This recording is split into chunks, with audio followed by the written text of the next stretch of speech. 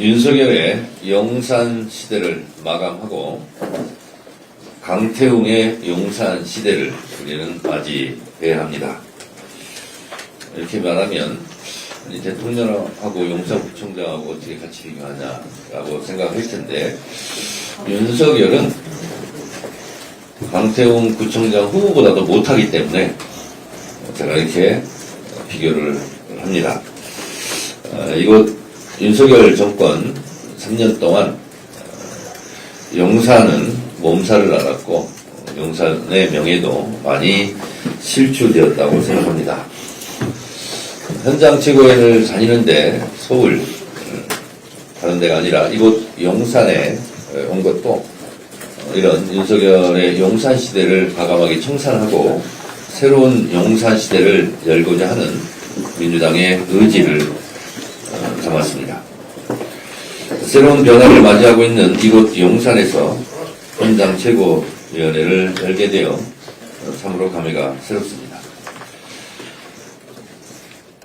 시작하기에 앞서 우리 당의 서울시장 후보로 확정되신 정원호 후보님도 함께했고 점퍼도 착용했습니다. 정원호 후보께 더 살기 좋은 서울을 위해 힘써달라는 당부의 의미를 담아 방금 파란 점퍼를 전달했습니다. 정원호 후보는 이재명 대통령의 유능함을 인정하고 민주당이 공인하며 성동 구민이 극찬한 검증된 일꾼입니다. 서울 유일의 삼선 구청장으로서 성동의 기적을 일궈낸 성공한 행정가이기도 합니다. 또 시민의 삶을 살뜰히 살피는 디테일, 주민과의 막힘없는 소통, 강력한 실행력까지 겸비해 부정 만족도에서 독보적인 기록을 세운 분입니다. 조만간 우리 정원호 구청장과 함께 정원호 구청장이 함께 일군 성동의 기적 현장 성수동을 같이 방문할 예정도 있습니다.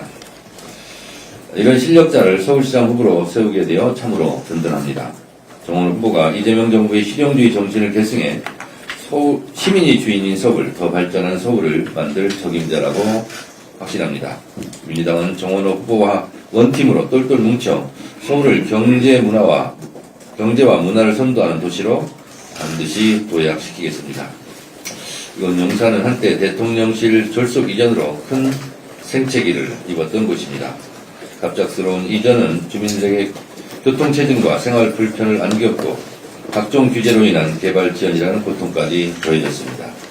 이태원 참사라는 잊을 수 없는 아픔까지 겪어야 했습니다. 이제 용산의 불안한 시대는 막을 내렸습니다. 대통령실이 청와대로 복귀하며 용산은 온전히 용산 구민의 품으로 돌아왔습니다. 오늘 최고위는 그 변화를 현장에서 확인하고 용산의 아픔을 치유하겠다는 민주당의 약속입니다. 구민 중심 행정으로 새로운 용산을 만들겠습니다. 특히 다시는 이태원 참사와 같은 비극이 반복되지 않는 안전한 대한민국을 만들어야 합니다.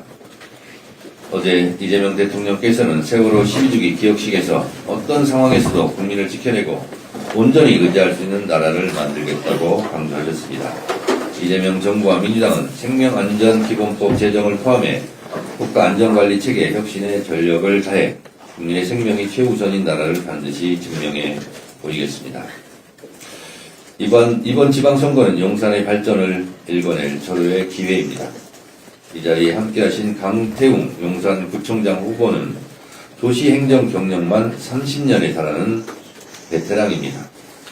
서울시 행정 일부 시장과 기획조정실장을 거치며 용산의 현안을 그거보다 정확히 꿰뚫고 있는 준비된 구청장 용산 전문가입니다. 우리 강태웅 후보에게도 큰 박수를 한번 부탁드리겠습니다. 용산을 이기면 서울시 전체에서도 저희가 이길 거라고 생각합니다.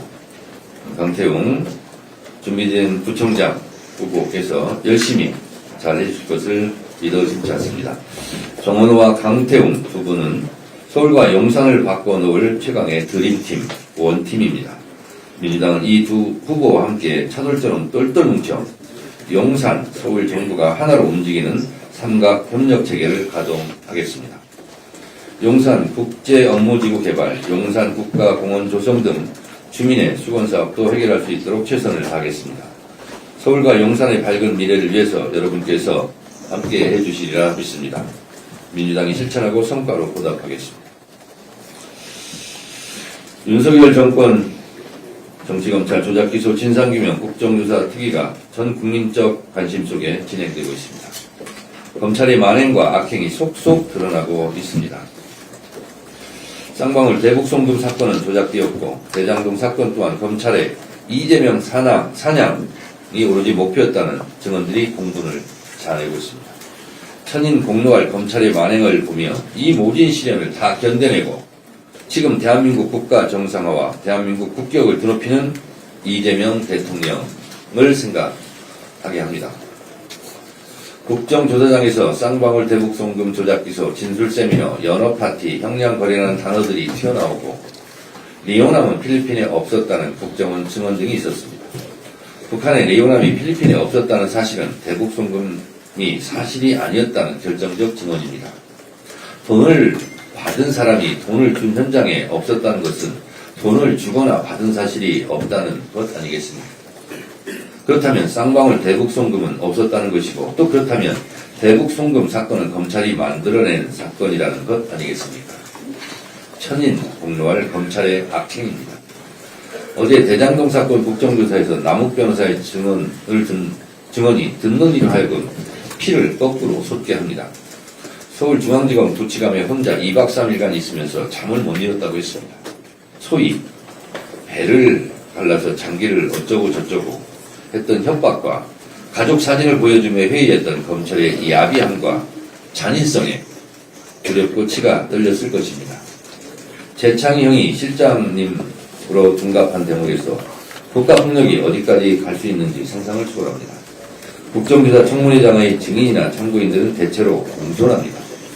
그러나 유독 국민을 대신해 질문하는 국회의원들을 향해 고개에 빳빳이 들고 삿대질하고 적반하장식으로 무례하게 구는 국가공무원이 있습니다. 유일하게 검찰입니다. 검찰 깡패들입니다. 어제 국정조사 청문회장에서도 그런 일이 있었습니다. 참 구제불능인 자들입니다. 이러니 국민들이 검찰개혁 하는 겁니다. 진작에 검찰의 수사권을 완전히 박탈했어야 했습니다. 이번 국정조사를 지켜보면서 검찰에게 손톱만큼이라도 검찰 수사권을 주어서는 안 되겠다고 저 또한 다짐했습니다. 티끌만큼이라도 검찰 이들에게 틈을 주어서는 안 되겠다는 결심을 했습니다. 이번 국정조사를 지켜보면서 검찰의 만행에 치 떨리는 노여움에 더해 한 가지 또 드는 생각이 있습니다. 이재명 대통령에 대한 한없는 고마움입니다. 남욱 변호사의 증언처럼 이재명 기소라는 목표 아래 이래도 기소 저래도 기소가 되는 검찰의 모진 탄압과 억울함을 어떻게 견뎌냈을까? 제가 당시 이재명 대표와 함께 윤석열 검찰 독재 정부와 싸웠던 기억이 생생합니다. 바로 옆자리에 제가 있었던 저도 목격자이고 증언할 수 있는 사람입니다.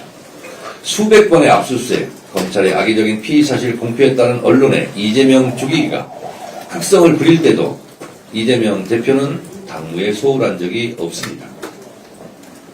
사필 규정, 결국 진실이 이길 것이라는 믿음을 입증시켜 주셔서 고맙습니다. 이재명 대표 곁에서 윤석열 검찰 독재의 탄압에 맞서 싸운 동지로서 검찰의 민낯을 만천하에 드러내게 한 역대급 반전 드라마의 주인공이 되어주셔서 이재명 대통령님 정말 감사합니다. 지난날 검찰 독재 탄압의 상흔이 이제 정의가 승리한다는 훈장이 되었습니다. 이재명 대통령님 잘 버티고 잘 견뎌주셔서 정말 고맙습니다.